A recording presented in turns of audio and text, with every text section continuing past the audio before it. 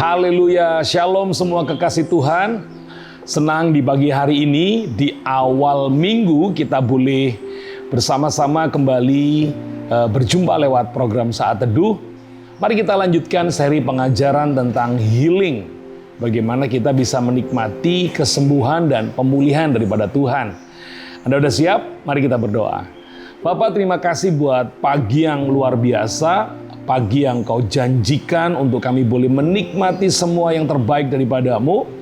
Roh Kudus, mampukan kami untuk memahami renungan, sharing firman di Saat Teduh hari ini, supaya kami bisa menjadi pelaku daripada firman-Mu dan kami terus terhubung dengan Engkau.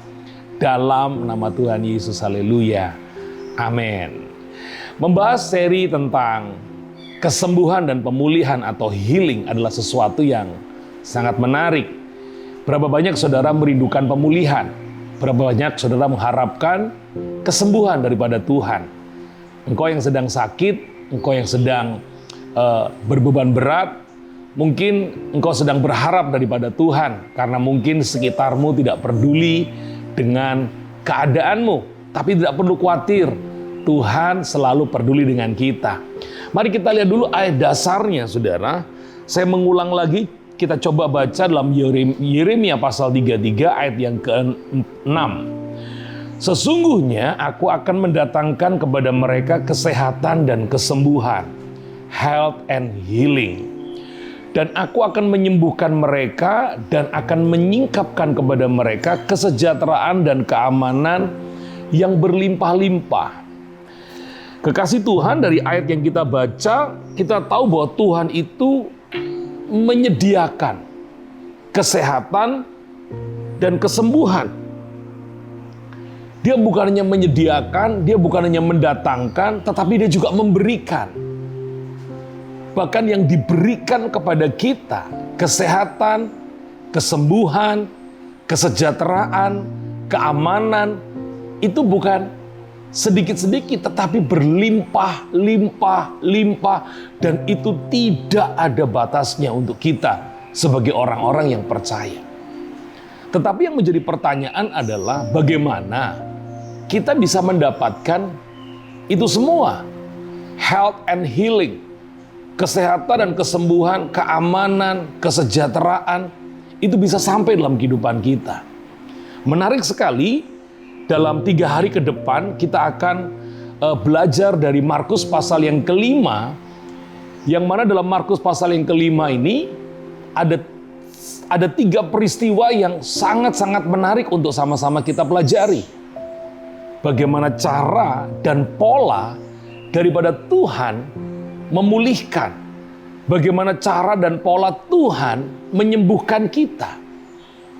Peristiwa yang pertama kita tahu adalah peristiwa bagaimana ketika Tuhan Yesus berada di daerah orang-orang Gerasa.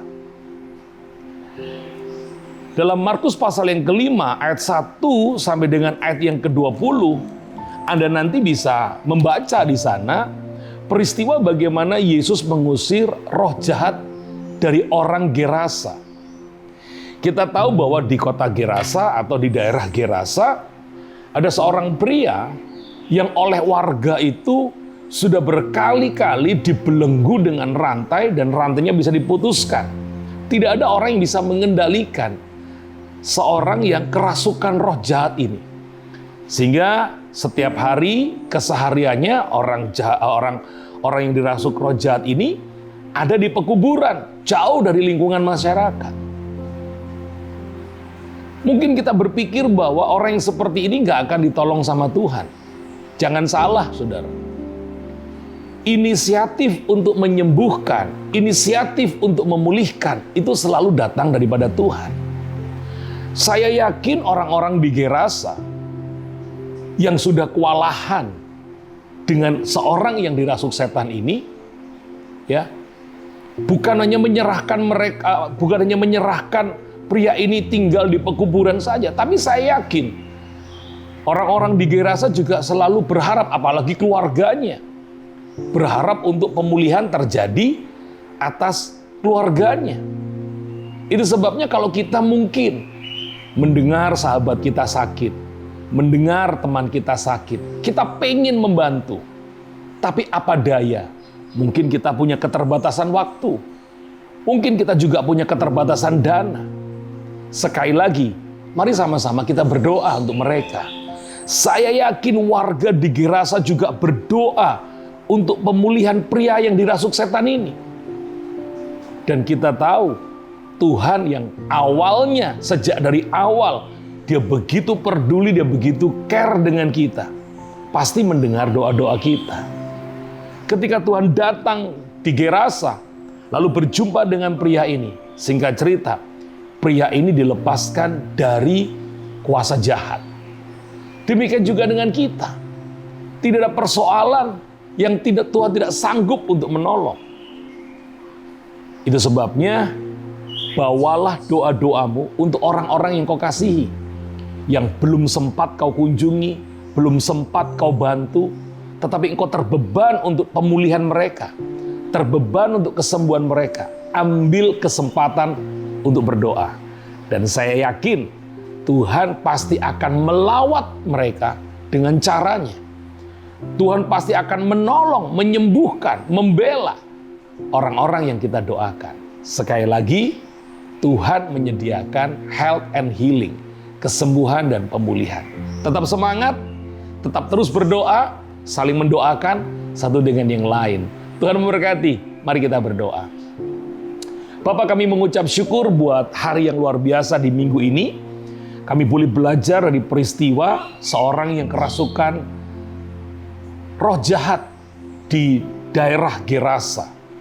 Sekalipun warga di sana sudah kewalahan untuk mengatasi pria ini, tetapi Engkau turun tangan karena saya yakin mereka orang-orang Gerasa berdoa untuk pemulihan pria ini. Dan Engkau melawatnya dan Engkau menyembuhkannya. Kami yakin orang-orang yang kami doakan hari-hari ini, orang-orang yang rindu supaya Tuhan melawat, pasti Tuhan akan melawat mereka.